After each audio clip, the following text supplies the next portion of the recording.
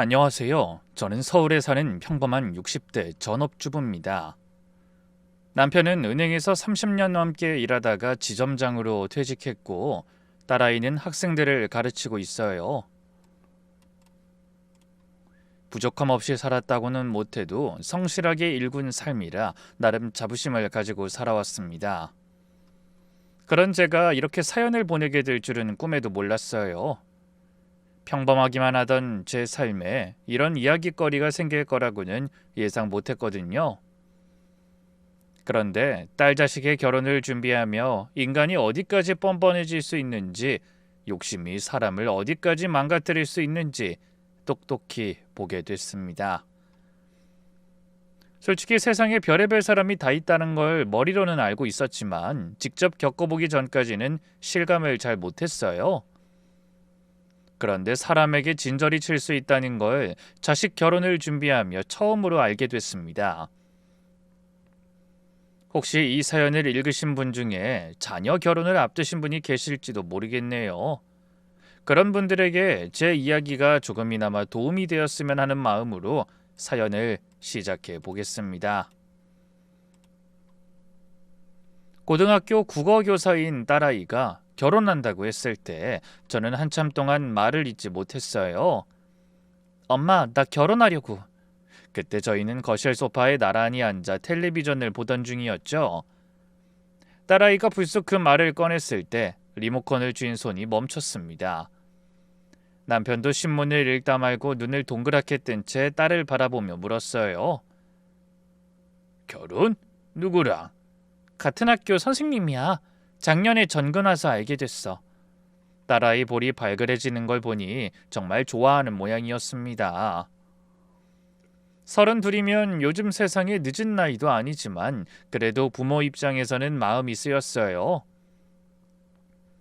주변에서 딸 결혼 얘기를 많이 물었거든요. 아니 모자란 거 하나 없는 딸내미를 왜 그렇게 끼고 있어? 빨리 시집 보내야 손주를 보지.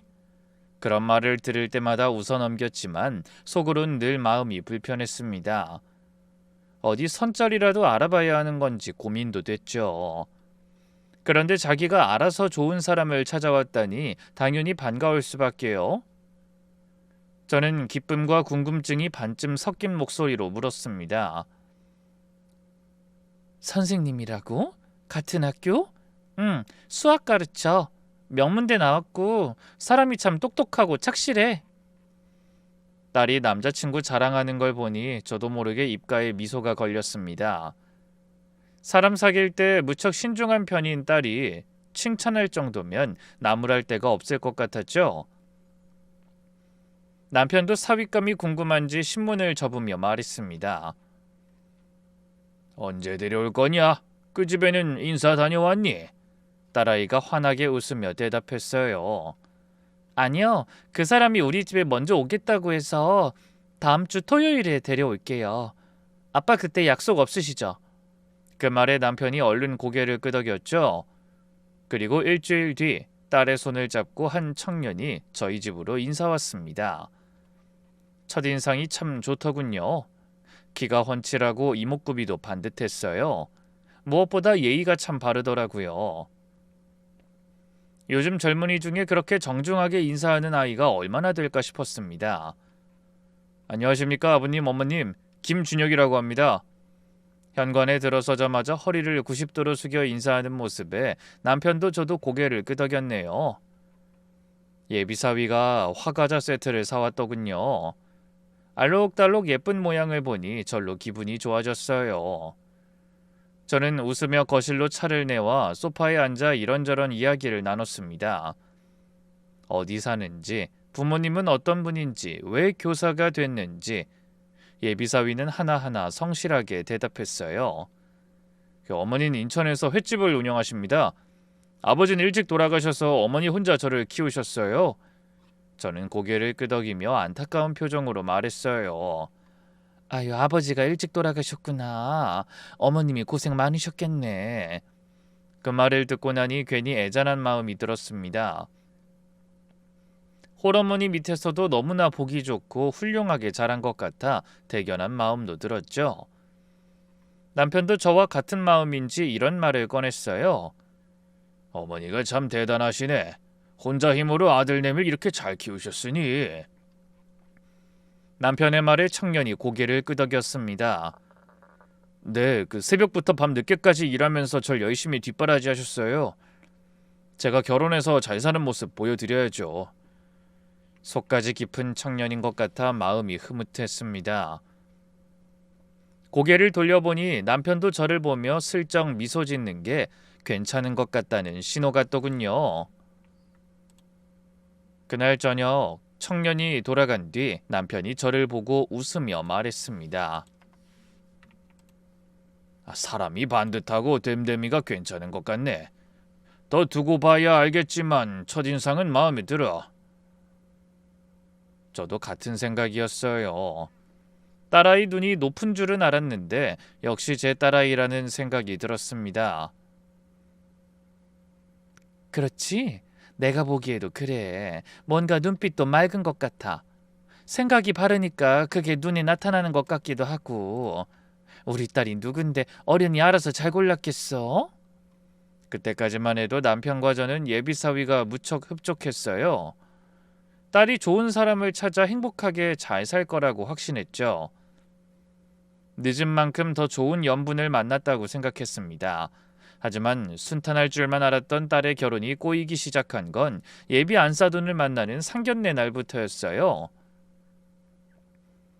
상견례 장소는 서울 시내의 한정식집으로 정했습니다. 양가가 처음 만나는 자리인 만큼 격식을 갖춰야 한다고 생각했거든요. 예약은 제가 직접 했고 비용도 저희 쪽에서 내기로 했습니다. 남편이 그러라고 하더라고요. 안사돈 혼자 고생하셨다니까 그 정도는 당연히 우리가 부담해야지. 그래서 저도 동의했어요. 사위가 마음에 드니 그 정도는 얼마든지 기쁜 마음으로 살 수 있을 것 같았죠. 저희는 약속 시간보다 30분 일찍 도착해서 자리를 잡고 상대를 기다렸어요. 딸아이도 긴장한 표정이었습니다. 저는 피식 웃으며 딸에게 물었어요. 아니 너는 왜 그렇게 떨어? 예비 시어머니랑 벌써 인사도 했잖아. 아 그렇긴 한데 엄마 아빠랑 같이 만난다고 생각하니까 좀 떨리네. 근데 그 말을 하는 딸의 얼굴이 뭔가 좀 불편해 보이더군요. 하지만 그때는 그저 어려운 자리에 대한 부담감 때문일 거라고 여기며 깊이 생각하지 않았습니다. 제가 떨고 있는 딸의 손을 슬쩍 잡아주자 억지로 웃으며 이렇게 묻더라고요. 엄마는 괜찮아? 안 떨려? 뭘 떨려? 네가 시집 가는 거지 엄마가 시집 가니? 그렇게 농담을 건넸지만 사실 저도 떨리긴 마찬가지였습니다. 사돈이 될 분을 처음 만나는 자리니까요. 어떤 분일지 궁금하기도 하고 기대도 됐습니다. 횟집을 하신다니 억척스럽고 활기찬 분이시겠거니 짐작만 했네요. 잠시 후 방문이 열리고 예비사위와 함께 안사돈으로 보이는 여자분이 들어왔습니다. 제 예상대로 첫인상이 좀 억척스럽고 강해 보였어요. 화장도 꽤 진하고 금목걸이에 금팔찌까지 온몸이 번쩍번쩍했습니다. 머리도 볼륨이 큰 파마를 해서 그런지 나이는 저와 비슷해 보이는데 옷차림은 저와는 비교가 안 될 정도로 화려하더군요. 안으로 들어서며 예비 안사돈이 먼저 인사했습니다. 안녕하세요. 일찍 오셨네요. 목소리에서도 성격이 나오는 것 같았어요.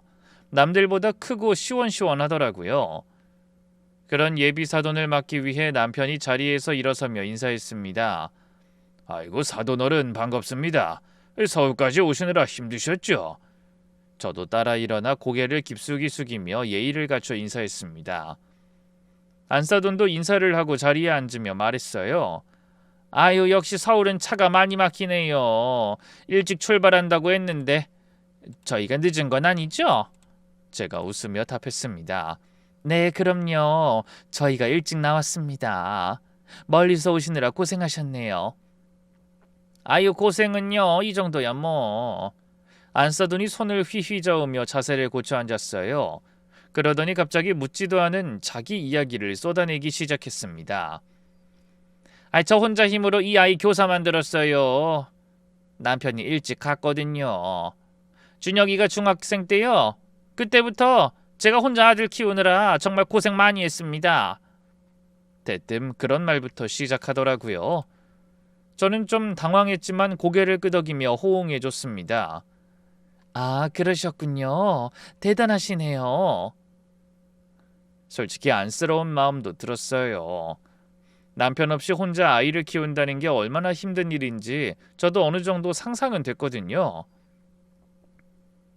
하지만 그 뒤로도 안사돈의 쉼없는 자기 얘기가 계속 이어지자 좀 난감했습니다. 새벽 4시에 일어나서 횟집 나갔죠. 생선 받아서 손질하고 장사 준비하고 밤 11시에 집에 들어오면 준혁인 벌써 자고 있고요. 그렇게 10년을 넘게 살았어요. 아, 예. 그 정도 했으면 그만할 만도 한데 안사돈의 아들 키운 자랑은 끝이 나지 않았습니다. 그때부터 좀 과하다는 생각이 들기 시작했어요. 전 정말 제 인생 다 포기하고 아들 하나 보고 살았다고 해도 틀린 말이 아니거든요. 얼마나 고생했는지 몰라요. 하긴 그래서 우리 준혁이가 이렇게 번듯하게 자란 거 아니겠어요? 명문대는 아무나 가나요? 안 그래요? 그러면서 눈시울까지 붉히더라고요. 자부심이 하늘을 찌르는 것 같았습니다. 물론 안사돈 고생한 거야 그 자리에 있던 사람들 모두 다 알고 있었죠. 근데 좀 지나치다는 느낌이 들었달까요? 그때 예비 사위가 끼어들었습니다. 엄마 그만하시고 식사 시키셔야죠. 아이 그래 알았다 알았어. 하지만 그게 끝이 아니었어요. 음식이 하나둘 나오기 시작하자 또 자기 얘기가 시작되더라고요. 한정식이라 반찬 가짓수가 많았는데 그 음식을 하나하나 맛보더니 다 토를 달더군요. 아유 음식이 하나같이 별로네요. 김치는 짜고 국은 싱겁고 간이 하나도 안 맞아요. 이런 솜씨로 서울 시내에 이렇게 큰 음식점을 하면 안 망하려나? 순간 너무 당황스러웠습니다. 제가 예약한 식당인데 대놓고 그렇게 투덜거리니 몸둘 바를 모르겠더라고요. 그래서 어색하게 웃으며 물었습니다. 저기 여기 나온 음식들이 사돈어른 입맛에 안 맞으시면 다른 걸 좀 시켜볼까요? 어머나 아니에요 아니에요. 뭐 시킨 건데 그냥 먹어야죠. 손을 내저으면서도 표정은 못마땅해 보였습니다. 남편이 저를 슬쩍 바라봤어요. 별일 아니니 넘어가자는 눈빛이었습니다. 우여곡절 끝에 식사를 끝내고 후식을 먹으며 이런저런 이야기가 오갔어요. 아이들 어린 시절 얘기도 하고 두 아이의 직장 생활 얘기도 했습니다. 그런데 대화의 주도권을 계속 안사돈이 쥐고 있었어요. 그 얘기의 거의 모든 게 아들 자랑이었죠. 저희 준혁이는 고등학교 때 내내 1등만 했어요. 대학도 전액 장학금 받으면서 다녔죠. 임용고시도 한 번에 덜컥 붙었어요. 그렇게 끝없는 자랑을 들으니 신물이 나더군요. 아들을 교사로 키운 게 자랑스러운 건 알겠는데 저희 딸도 똑같이 임용고시 붙어서 교사가 됐는데 빈말로라도 딸에 대한 칭찬은 전혀 없었습니다. 그러다 간신히 화제가 결혼 준비 쪽으로 넘어갔네요. 그런데 그때부터 분위기가 이상하게 흘렀어요. 안사돈이 후식으로 나온 수정과를 한 입 마시고 말했습니다. 저기 그런데 사돈, 신혼집은 어떻게 하실 생각이세요? 갑작스러운 질문이라 잠시 생각하다가 대답했어요. 아이들 둘 다 직업도 나쁘지 않고 직장생활 몇 년 했으니 모은 돈이 좀 있겠죠. 둘이 벌어놓은 선에서 찾아보고 부족하면 대출받아서 스스로 해결해야 하는 거 아닐까요? 전 그게 지극히 상식적인 대답이라고 생각했습니다. 요즘 젊은이들이 다 그렇게 시작할 거라고 생각했고요. 그런데 제 대답을 들은 안사돈의 표정이 확 굳더라고요. 네? 애들 보고 알아서 하라고요? 네. 둘이 힘을 합치면 전세 정도는 가능할 것 같고 뭐 부족해도 신혼부부한테 나라에서 이자율 낮게 대출해 주는 것도 있다고 들었거든요. 제 말을 들은 안사돈의 목소리가 갑자기 높아졌습니다. 아니 저희야 형편이 안 된다고 하지만 사돈댁은 좀 다르지 않나요? 횟집 하는 게 보기보단 남는 게 없어요. 저 혼자 아들 키우느라 모아둔 돈도 없고요. 그런데 사돈댁은 여유가 있으실 것 같은데 아니었나요? 그 말에 저희 남편의 얼굴이 딱딱하게 굳었고 분위기가 싸늘해졌습니다. 저는 더 이상 안사돈이 같은 말을 하지 않도록 얼른 나섰어요. 아니요, 저희도 특별히 넉넉하진 않습니다. 제가 차분하게 대답했지만 안사돈은 물러서지 않았어요. 에이, 바깥사돈이 은행에서 지점장까지 하셨다면서요. 퇴직금도 엄청나게 많이 받으셨을 거고 그동안 모아놓은 것도 꽤 있으실 텐데 애들 신혼집 하나 못 해주실 정도는 아니시잖아요. 괜히 바쁜 애들 고생시키지 말고 신혼집 하나 사주시는 게 어때요? 대놓고 그렇게 얘기하더라고요. 저는 할 말을 잃었습니다. 초면에 그것도 상견례 자리에서 직접적으로 돈 얘기를 꺼낼 줄은 몰랐거든요. 그래서 제가 머뭇거리며 입을 열었죠. 사돈, 그건 좀... 헌데 안사돈이 또 말을 자르며 자기 말만 하더라고요. 저희 아들이 말이죠. 여기저기서 사위 삼겠다는 사람들이 참 많았어요. 명문대 나와 직업도 좋고 얼굴은 또 얼마나 멀끔하게 생겼어요. 다들 보는 눈은 똑같잖아요. 신혼집 사줄 테니 자기 딸한테 장가 보내라고 어찌나 매달리던지. 그런 사람들 일일이 거절하는 것도 참 어렵더라고요. 순간 화가 치밀었습니다. 저희 딸도 같은 교사인데 마치 자기 아들만 대단한 것처럼 자랑하는 게 괘씸했어요. 저희 딸을 앞에 두고 그런 말을 듣는 게 얼마나 속상했는지 모릅니다. 그때 예비사위가 다급하게 끼어들었습니다. 엄마 그만해요. 여기서 그런 말씀을 왜 하세요? 예비사위의 얼굴이 새빨갛게 달아올라 있더군요. 쥐구멍이라도 찾고 싶은 표정이었죠. 그 모습을 보니 문득 예비사위가 좀 안 됐다는 생각이 들었어요. 저런 어머니 밑에서 자랐으니 얼마나 힘들었을까? 그제야 저희 딸이 상견례 시작 전에 긴장한 이유를 알 것도 같았습니다. 처음 인사하러 갔을 때도 별반 다르지 않았을 텐데 그런 상황이 또 벌어질까봐 걱정됐겠죠. 특히 부모 앞에서 당하면 더 민망할 것 같아 그렇게 표정이 안 좋았다는 걸 깨닫게 되더라고요. 하지만 안사돈은 거기서 멈추지 않았습니다. 그럼 혼수는요? 혼수는 원래 여자 쪽에서 다 해오는 거 아시죠? 저는 사돈이 또 무슨 얘기를 하려나 싶어 눈을 크게 뜨며 물었어요. 혼수요? 네, 그 가전제품이랑 가구, 이불, 그릇 다 여자 쪽에서 준비하는 거잖아요. 그건 좀 신경을 써주실 거죠? 사이즈 넉넉한 걸로 제일 좋은 걸로 해주세요. 가전이랑 가구는 한 번 사면 오래 쓰는 거잖아요. 신경 써서라는 말에 힘이 들어가 있더군요. 대체 뭘 얼마나 원하는 건지 당황스러웠습니다.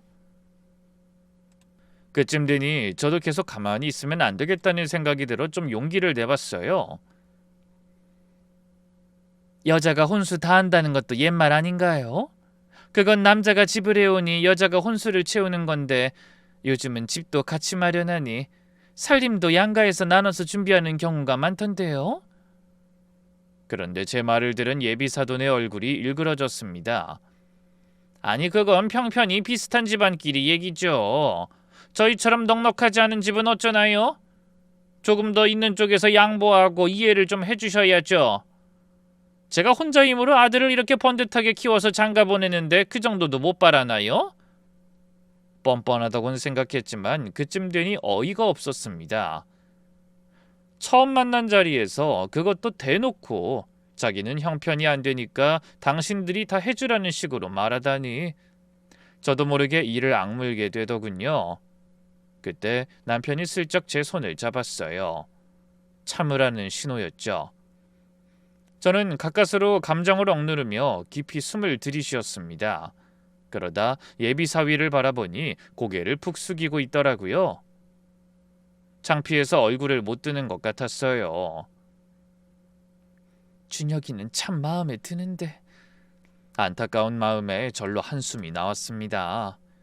예의 바르고 성실하고 딸을 진심으로 좋아하는 게 느껴졌거든요. 그런 어머니 밑에서 자랐으면서도 반듯하게 컸다는 게 오히려 대단한 것 같았죠. 그래서 일단 참기로 했습니다. 그러면서 안사돈 혼자 억척스럽게 아들을 키우느라 다른 사람 입장을 배려하지 못하게 된 거라고 이해하려 애썼습니다. 원래 고생을 많이 한 사람은 자신을 조금 더 챙기려는 마음이 생기는 법이라고. 나쁜 뜻은 아닐 거라고 저 자신을 다독였네요. 결국 오랜 대화를 거쳐 그 자리에서 타협을 받습니다. 신혼집은 두 아이가 모은 돈과 대출로 알아서 마련하기로 했고 혼수는 기본적인 것만 저희 쪽에서 준비하기로 했죠. 안사돈은 여전히 못마땅한 표정이었지만 예비사위가 정리하고 나서자 더는 토를 달지 못하더군요. 엄마, 이 정도면 됐어요. 이제 나머진 저희 둘이 알아서 할게요. 그렇게 진땀나는 상견례가 끝나고 식당을 나섰습니다. 안사돈이 억지로 웃으며 인사하더군요. 오늘 좋은 시간이었어요, 사돈. 앞으로 잘 지내봐요. 저도 성질을 억지로 누르며 대답했습니다. 네, 사돈. 저희도 잘 부탁드려요. 차에 타자마자 남편이 한숨을 내쉬더군요. 여보, 저 사람 보통이 아니야. 조심해야 할 것 같아. 우리 딸이 괜찮을지 벌써 걱정이 되네. 저도 같은 생각이라 또 한숨이 나오더군요. 하지만 예비사위는 모든 게 마음에 들고 무엇보다 저희 딸이 결혼까지 결심할 만큼 좋아하니 이해해보자고 마음먹었습니다. 그런 일이 있고 한 달 정도 지났을까요? 고등학교 동창들한테서 연락이 왔어요. 야, 우리 그동안 못 만났는데 슬슬 얼굴 좀 보자. 너도 딸 시집 보낸다며? 청첩장도 돌려야지. 젊었을 때부터 서로 힘들 때마다 의지하고 살던 오랜 친구들이었죠. 결혼하고 아이 낳고 각자 바쁘게 살다 보니 자주 못 만났지만 그래도 1년에 두세 번은 꼭 얼굴을 봤어요. 안 그래도 청첩장을 돌리려고 생각하고 있었는데 마침 잘 됐다는 생각이 들더군요. 약속 날짜를 잡고 장소를 정하려는데 문득 안사돈이 떠올랐습니다. 그러고 보니 안사돈이 인천에서 횟집한다고 했지? 애들이 2명이나 인천에 사니까 장소를 거기로 잡아도 되겠지? 5명이 모이는데 친구 중에 2명이 인천에 살았어요. 어차피 제가 청첩장 돌리며 대접하려고 했는데 사돈네 가게에서 하면 매출도 올려주고 여러모로 좋지 않을까 싶었습니다. 솔직히 상견례 때 좀 불편했던 기억이 있어서 이번 기회에 사이를 좀 풀어보고 싶은 마음도 있었어요. 내가 먼저 손 내밀면 사돈도 마음을 열지 않을까? 그런 생각으로 안사돈에게 전화를 걸었습니다. 여보세요? 사돈, 저예요. 민정이 엄마. 전화기 너머로 안사돈의 목소리가 들려왔어요. 어머 사돈, 전화를 다 주시고 무슨 일 있나요? 아니요, 다름이 아니라 제가 친구들 만나서 청첩장도 돌리고 밥도 같이 먹으려고 하거든요. 그래서 말인데 혹시 사돈네 가게에서 하면 어떨까 해서요.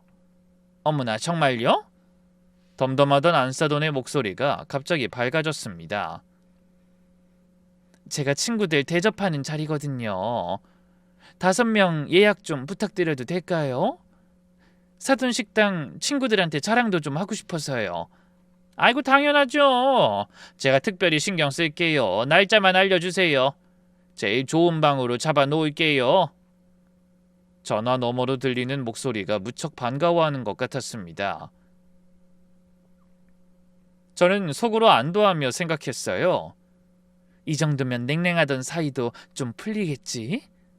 역시 먼저 손 내밀길 잘했네. 날짜를 잡고 전화를 끊었습니다.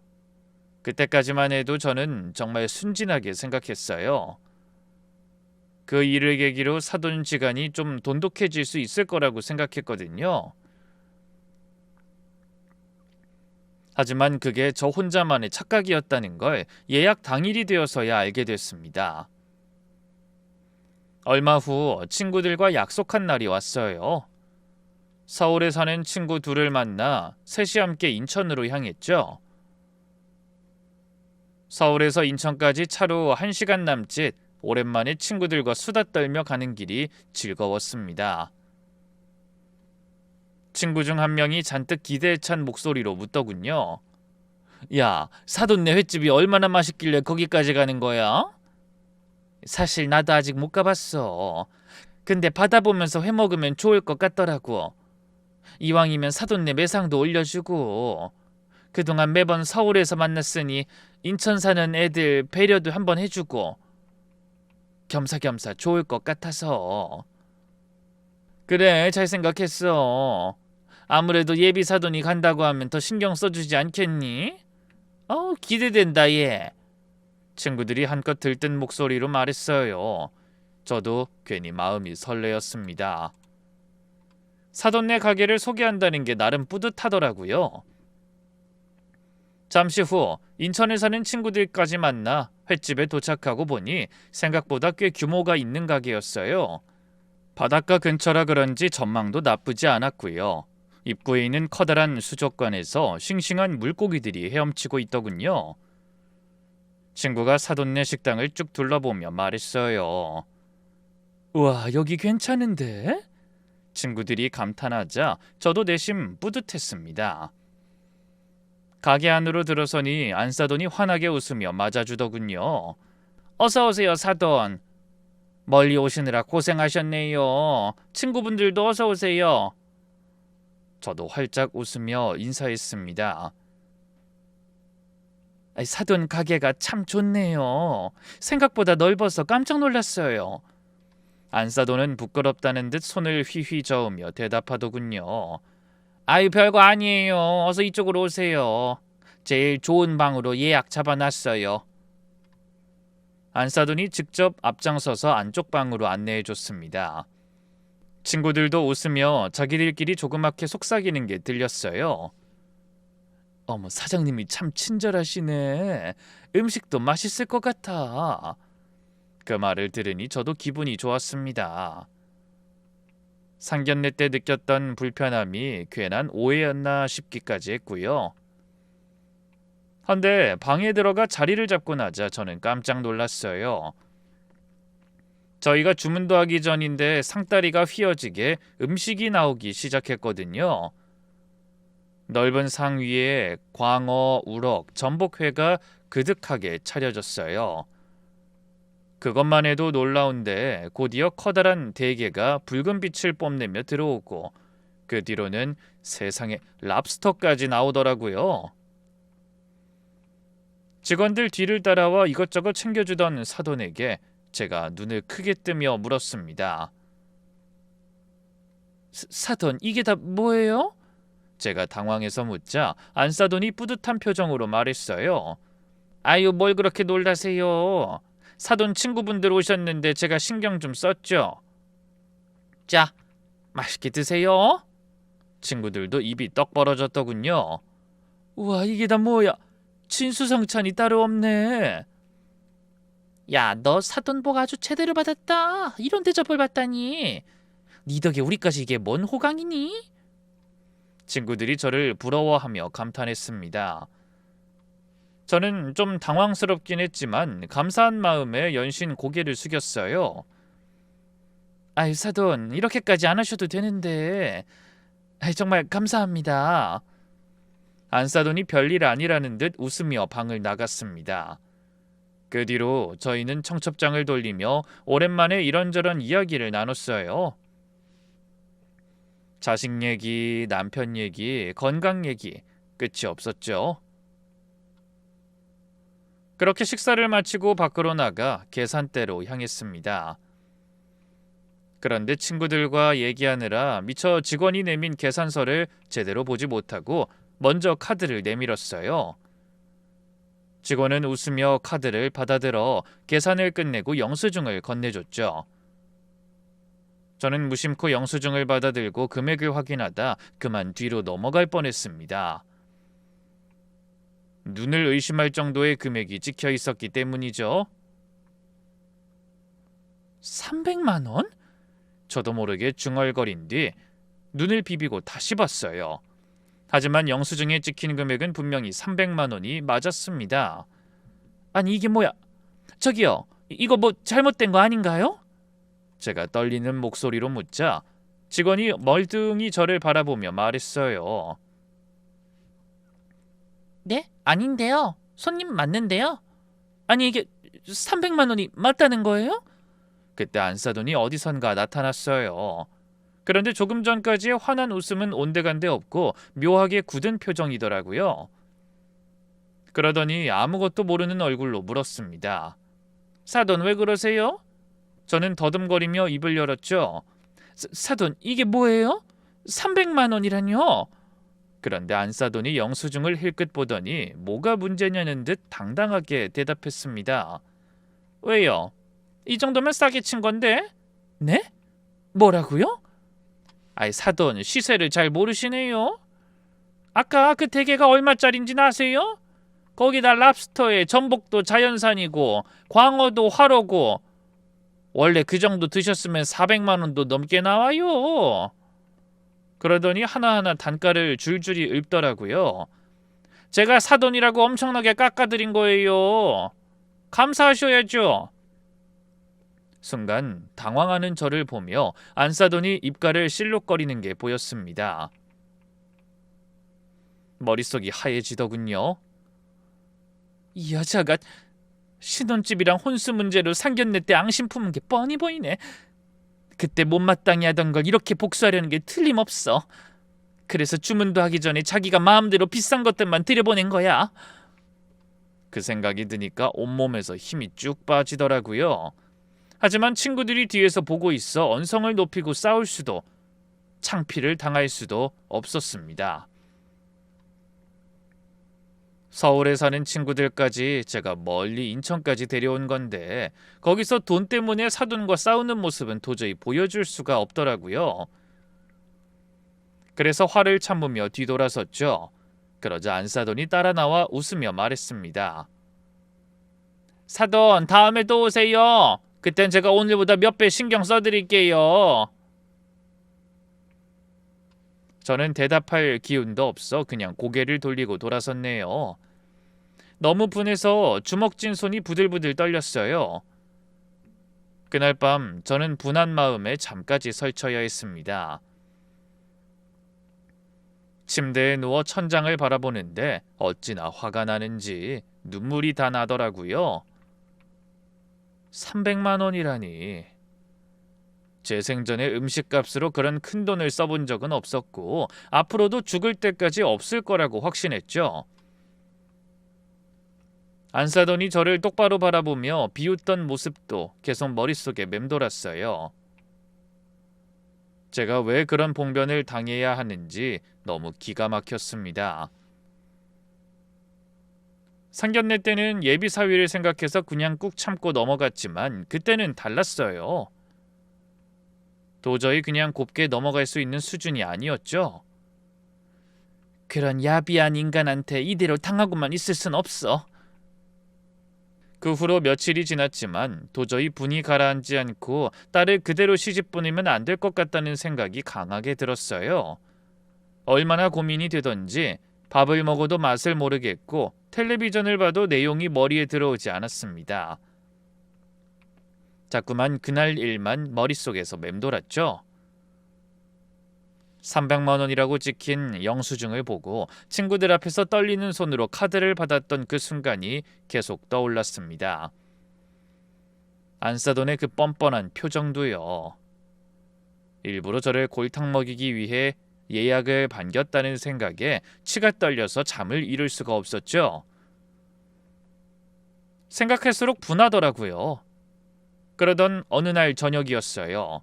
딸아이와 함께 온 준혁이가 뭔가 정성껏 포장된 상자를 내밀며 말했습니다. 어머니, 이거 받으세요. 저희가 준비한 민정이 예물이에요. 예물이라는 말에 가슴이 뜨끔했어요. 저는 딸의 결혼을 아직도 고민하고 있는데 예물을 들고 오다니. 하지만 준혁이 앞에서 설명도 없이 거절할 수가 없더군요. 그래서 일단 그냥 받아 들고 보니 상자가 제법 묵직했어요. 소파에 앉아 딸아이와 함께 상자를 열어봤습니다. 금빛이 은은하게 빛나는 목걸이, 귀걸이, 반지, 제법 정성이 담긴 예물이 들어있더라고요. 준혁이가 직접 골라줬다고 하는데 감각이 있는 것 같았어요. 준혁이가 웃으며 딸에게 반지를 끼워주자 딸은 행복한 얼굴로 손가락을 들어 이리저리 살펴봤죠. 저렇게 사이좋은 아이들을. 예물과 두 아이를 바라보고 있자니 복잡한 감정이 밀려왔습니다. 이 결혼 못한다고 어떻게 말해야 하지? 둘 다 충격받을 텐데. 그렇다고 그런 사람과 사돈이 될 자신은 없어. 예비 사돈한테 300만 원을 뜯어가고 조롱하면서도 아무렇지 않은 그런 사람 난 절대 우리 딸 시어머니로 인정 못해. 저는 상자를 덮으며 한숨을 쉬었습니다. 그때 핸드폰이 울렸어요. 화면을 보니 안사돈이었습니다. 이 사람은 또 왜... 잠시 망설이다가 전화를 받자 살짝 들뜬 목소리에 안사돈이 말을 걸었습니다. 사돈, 저예요. 예물 받으셨어요? 하지만 전 퉁명스럽게 대답했죠. 네, 방금 받았어요. 어때요? 마음에 드세요? 제가 우리 며느리 주려고 특별히 신경 쓴 겁니다. 네, 감사합니다. 속으론 치가 떨렸지만 아이들이 보고 있어 일단 참았습니다. 근데 사돈, 우리 준혁이 예물은 언제 보내주실 거예요? 네? 준혁이 거요? 네, 우리 준혁이한테 주실 예물이요. 아직 안 보내주셨잖아요. 그 말투가 어찌나 당당한지 짜증이 올라왔습니다. 300만 원 뜯어가고도 모자라서 이제 예물까지 재촉하는 게 왜 그렇게 얄미운지 모르겠더라고요. 아, 네. 조만간 보내드릴게요. 저기 아직 준비 못하신 것 같은데 제가 좀 도와드릴까요? 뭘 고르셔야 할지 고민되시죠? 예물 고르는 것도 보통 일이 아니더라고요. 그래서 제가 도움을 좀 드릴까 해서 핸드폰으로 사진 몇 장 보냈습니다. 확인해 보시고 그 중에서 고르면 좀 수월하시겠죠? 아, 예. 뭐 사실 저희 준영이처럼 귀티나는 애는 명품 시계 하나 정도는 차줘야 하거든요. 다른 남자들도 다 예물로 명품 시계 하나 정도는 받더라고요. 그거랑 목걸이, 반지 뭐 그 정도면 될 것 같네요. 전화를 끊고 나서 방으로 들어와 한참을 멍하니 앉아 있었어요. 그러다 휴대폰으로 안사돈이 보냈다는 사진을 열어봤습니다. 깜짝 놀라 헛웃음이 다 나더라고요. 안사돈이 보낸 사진에는 1,000만 원이 훌쩍 넘는 비싼 시계들이 들어있었어요. 그중 한 개는 2천만 원 가까이 하더라고요. 아니 미친 거 아니야? 이런 명품 시계를 사달라고? 너무 기가 막혀서 이를 악물었습니다. 이게 정말 준혁이가 원하는 건가? 저는 살며시 방문을 열고 나가 딸과 함께 예물을 보며 웃고 있는 준혁이에게 물었어요. 준혁아, 너 좋은 시계 갖고 싶니? 하지만 예비사위는 어리둥절한 표정으로 대답했죠. 아니요, 어머니. 저 시계 있어요. 아직 멀쩡하게 잘 돌아가서 다른 시계는 필요 없는데요. 저는 액세서리 필요 없어요. 제 예물은 결혼 반지 하나면 충분해요, 어머님. 그 말에 역시나 싶어 고개가 끄덕여졌습니다. 그러면 그렇지. 준혁이가 원한 게 아니라 그 여자가 우리한테 뭐든 비싼 거 받아내려고 혼자 머리 굴린 거야. 결국 그 일이 고민만 하던 제가 굳은 결심을 할 수 있는 계기가 되어줬습니다. 며칠 후 저는 준혁이에게 전화를 걸어 이렇게 말했죠. 준혁아, 나다. 네, 어머니. 무슨 일로 전화를 다 주셨어요? 아, 그 예물 때문에. 우리가 준비한 예물을 주려고 보니까 너무 무거워서. 내가 어머니 식당으로 따로 보내기로 했다. 2시간 정도 지나면 도착할 거야. 어머님께 말씀 좀 전해드려 주겠니? 아, 예, 감사합니다. 그렇게 전달할게요. 정중하게 전화를 끊는 준혁이 때문에 속이 좀 상했지만 어쩔 수 없었습니다. 저희 딸을 위해 마음을 굳게 먹어야 했죠. 준혁이와 통화한 후에 저는 서둘러 집을 나섰어요. 딸아이와 만나 급하게 가야 할 곳이 있었거든요. 가면서 자초지종을 얘기하기로 마음먹었죠. 지난밤에 남편과는 충분하게 상의했지만 막상 당사자인 딸에게 말하려니 마음이 무겁더군요. 그래도 해야만 했습니다. 그게 딸을 위한 선택이라고 확신했으니까요. 잠시 후 저는 딸이 운전하는 차를 타고 인천으로 향했습니다. 딸아이는 처음에 제가 갑작스럽게 인천에 가자고 하자 깜짝 놀라 눈을 크게 떴어요. 엄마, 그게 무슨 소리야? 갑자기 인천엔 왜 가자는 건데? 가서 꼭 할 일이 있어. 무슨 일? 혹시 준혁 씨네 가는 거야? 저는 말없이 고개를 끄덕였죠. 왜?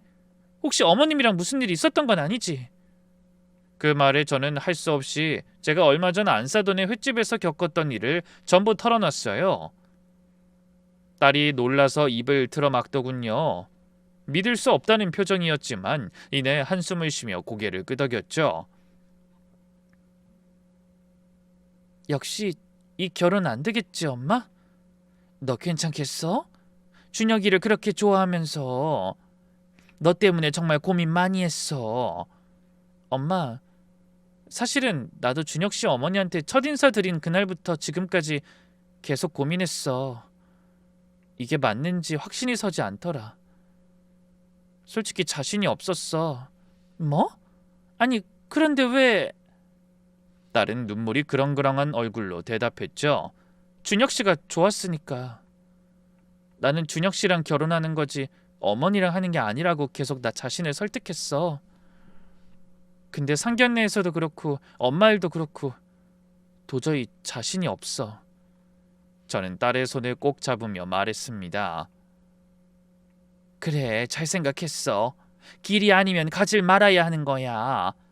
준혁이만 생각하면 안타까운 일이지만 그 옆에 있는 사람을 생각하면 도저히 널 보낼 수가 없다.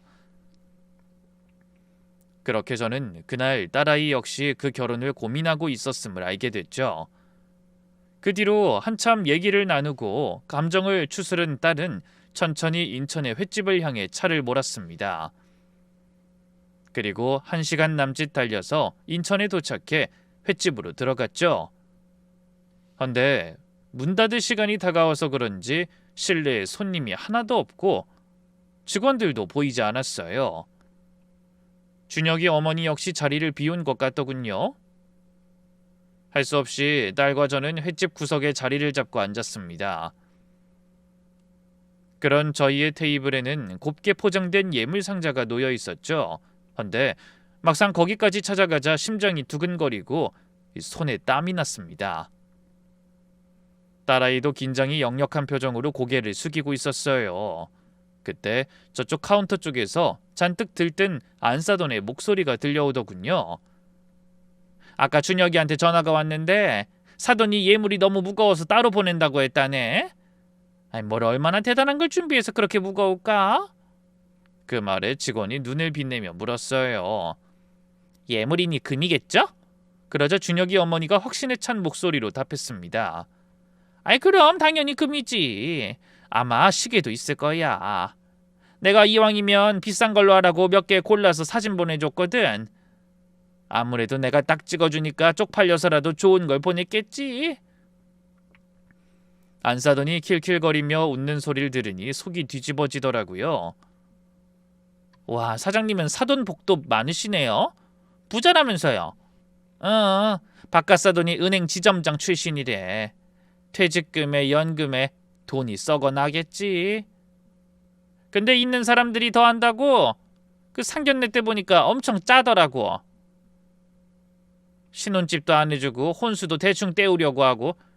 그래서 내가 단단히 본때를 보여줬지. 아, 그래서 그때... 직원이 말끝을 흐렸지만 안사돈은 자랑스럽게 말했죠. 그래, 우리 사돈이 친구들 데리고 왔을 때 기억나지? 내가 얼마나 통쾌했는지 몰라. 300만 원 내고 나가는 꼴 보니까 속이 다 시원하더라니까. 그러게 있는 사람들이 좀 쓰고 살지 아니, 누가 돈 한 푼에 벌벌 떨래? 당해도 싸지. 안사돈이 또 웃었어요. 어차피 있는 집이니까 그 정도는 껌일 거야. 그런데도 그때 얼굴이 얼마나 창백해지던지 아우 생각만 해도 웃겨.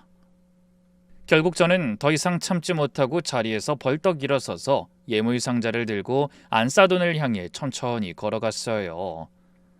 저를 본 안사돈이 화들짝 놀라서 어쩔 줄 모르더군요.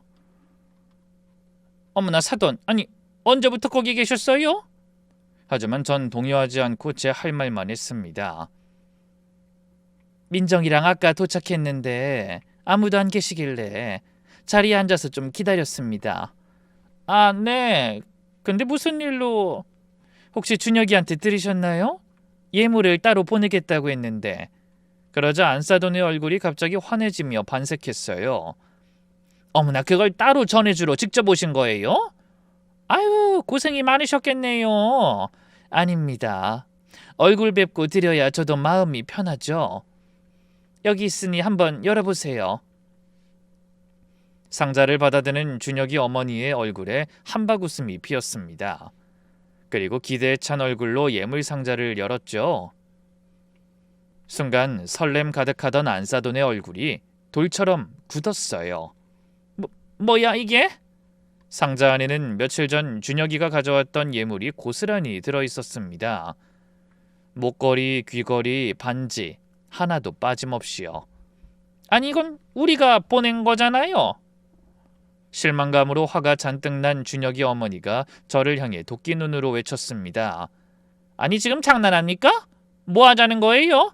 우리가 보낸 건 왜 돌려줘요? 하지만 전 여유 있는 표정으로 대답했죠. 조금 전에는 떨렸지만 막상 도둑심 보인 속마음을 듣고 나니 갑자기 오기가 생기더라고요. 저는 이를 악물며 말했어요. 보시는 대로입니다. 예물 다 돌려드리는 거예요.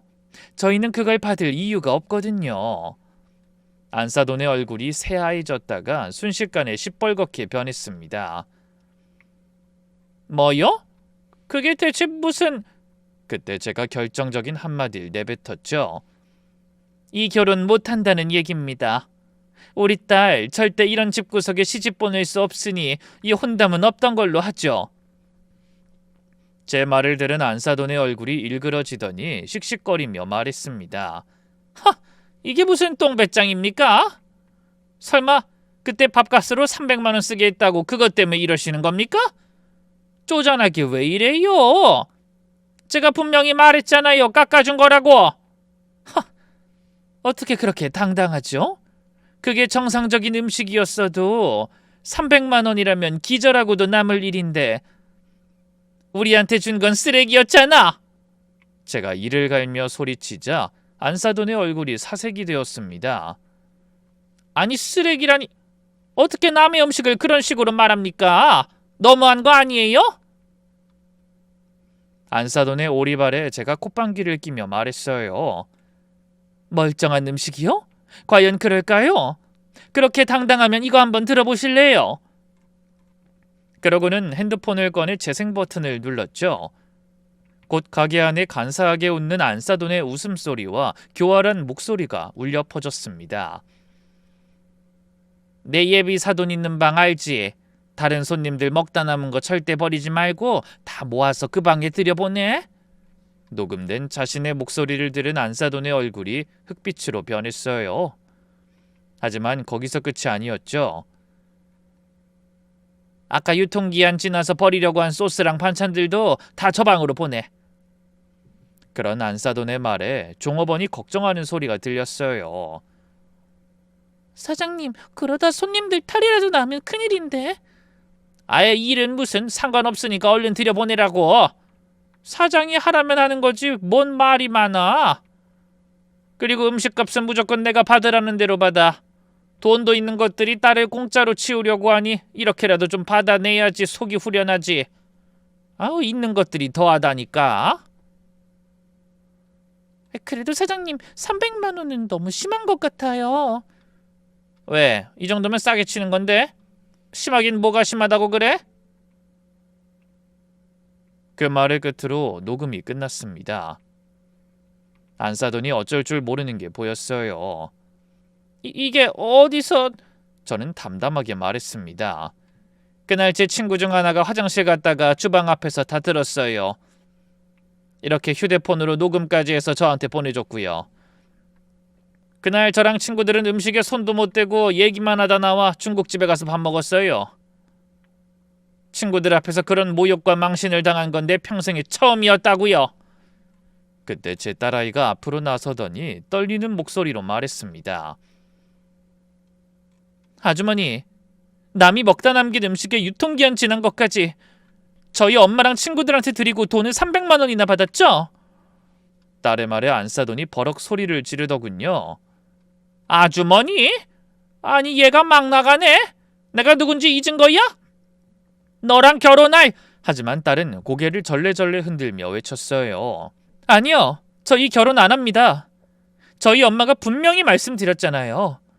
그러니까 이제 아주머니는 저한테 그냥 횟집 아줌마, 그 이상도 이하도 아니에요. 뭐야? 우리 준혁이 같은 남자를 또 어디서 찾겠다고... 후회할 짓을 하는구나. 후회는 이대로 결혼을 진행했으면 했겠죠. 아주 뼈에 사무치게요. 신혼집은 저희 둘이 대출받아서 알아서 하기로 했잖아요. 그게 화가 나서 저희 엄마한테 남이 먹다 남긴 음식이랑 상한 음식을 먹이고 300만 원을 뜯어가신 게 정상적인 행동이에요? 저희 딸이 무섭게 따지고 들자 안사돈이 입술만 달싹이고 뭐라고 말을 못하더군요. 자기도 할 말이 없는 거겠죠. 그 모습을 바라보며 저는 마지막 통보 같은 한마디를 내뱉었습니다. 파혼입니다. 파혼! 한데 그 순간 가게 문이 벌컥 열리더니 준혁이가 숨을 헐떡이며 뛰어들어왔어요. 엄마! 민정이가 갑자기 결혼을 안 하겠대. 혹시 엄마가 뭐라고 한 거 아니에요? 그러다 저와 딸아이를 보고 멈칫했습니다.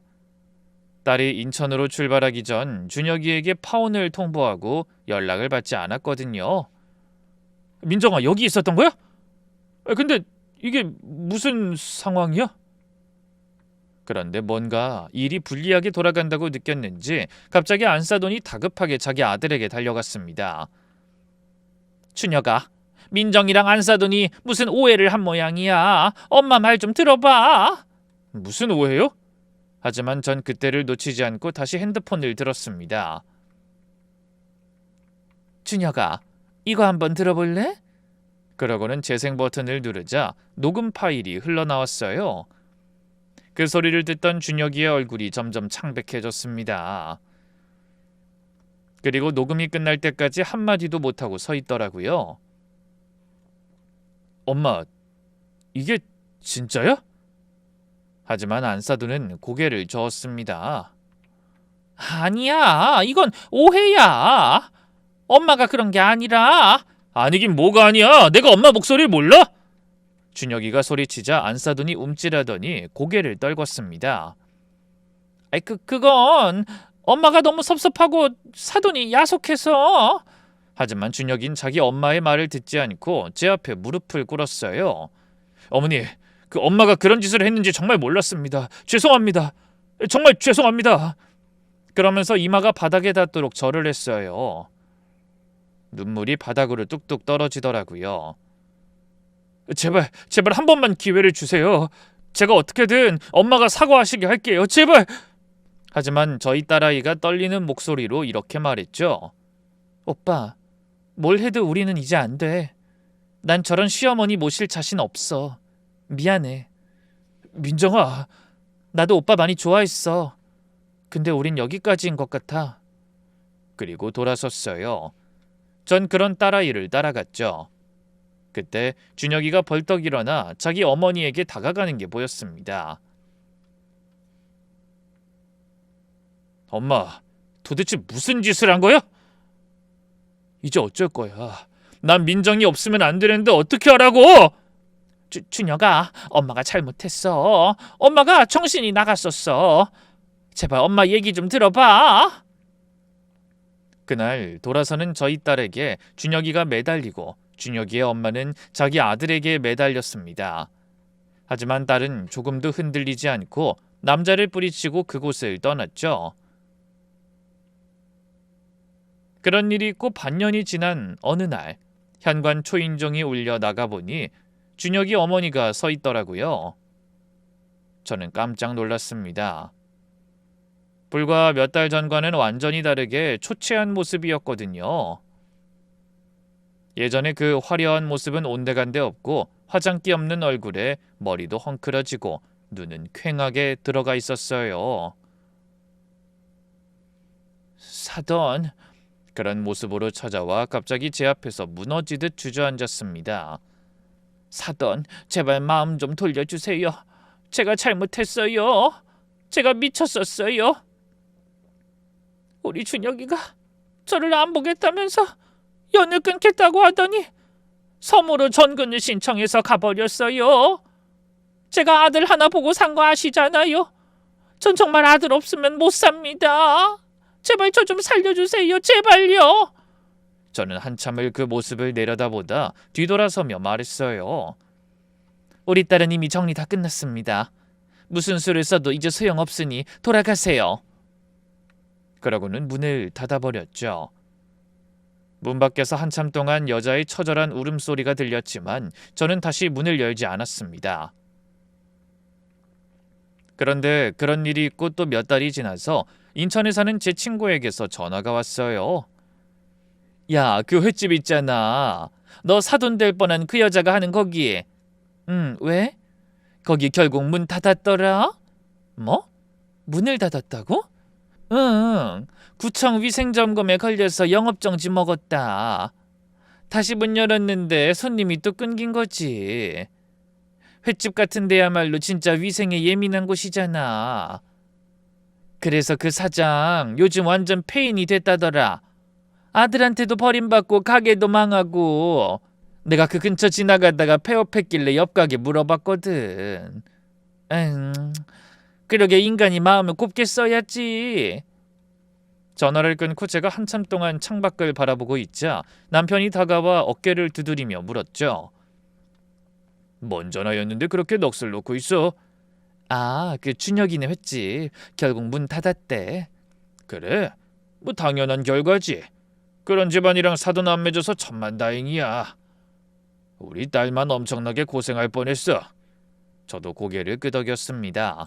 그러게, 그때는 참느라 힘들었는데 지금 생각하면 그날 300만 원이 약이었어. 그 덕에 이 결혼이 깨져서 우리 딸이 후회할 결혼을 안 하게 된 거니까 약이지? 제 말에 남편이 조용히 웃으며 고개를 끄덕였습니다.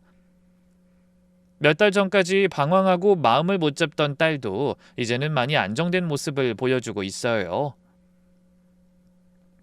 저는 그런 딸의 손을 잡고 기도하듯 마음을 털어놓습니다.